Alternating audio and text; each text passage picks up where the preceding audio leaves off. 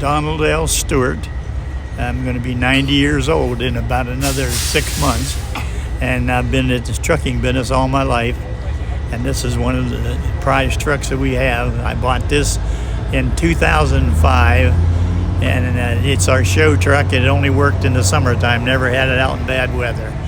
But it's a 1988 Autocar, and the man that did the body work restored it. It took 10 years to do it, and as you can see, he did an excellent job. How long have you had it? I've had it 15 years.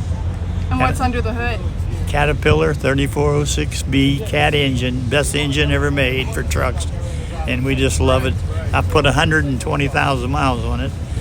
When I first bought it, I used it to pull a tanker hauling whey, which is a byproduct of cottage cheese, to hog farms. I raised hogs too, had 1,200 head of them, and I worked for a local farmer who had many of them, and that's what it did, hauled whey.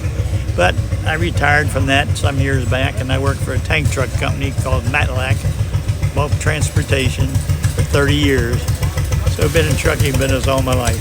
How old were you when you started driving? Well, I was 14 when I started. I started hauling coal when I didn't know I had license or insurance for 2 years. You can only tell that, but you couldn't get it until 16. But I started at 14. I estimated over 4 million miles driven. I never had a ticket in my life, but I might have talked my way out of a few. What is your most favorite memory of something that happened while you were out driving? It's hard. Well, ice storms probably the worst. I've been in some severe bad weather, and luckily be able to get through them and be able to get home in one piece. It's just a miracle that there isn't more deaths than what there is out there. Over your career, did you drive all over the U.S.? Oh yeah, I've been all around. Yeah. Yep, I have one state I haven't been in. I don't know what it would be. I worked with a friend called Don Martin, and he retired from the trucking industry, and he went into antiques. We ran that 1 year that he retired, we ran all over the United States. I'd get a call from him, and I said, well, where are we going? Well, we're going to North Dakota. We'd jump in the truck and go to North Dakota because he bought something there that we had to bring back. But those were the good memories. We had a lot of fun doing that. You said someone did all the restoration on this truck? Yes. How did you find it? It was in the Wheels of Time magazine.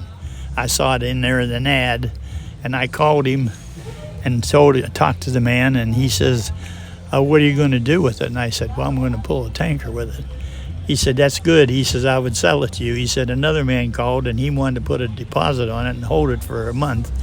And I asked him what he was going to do with it. He said he's going to haul a dump truck hauling gravel. And I said, I won't sell it to you. I don't want that truck hauling gravel. So that's how I got it, yeah.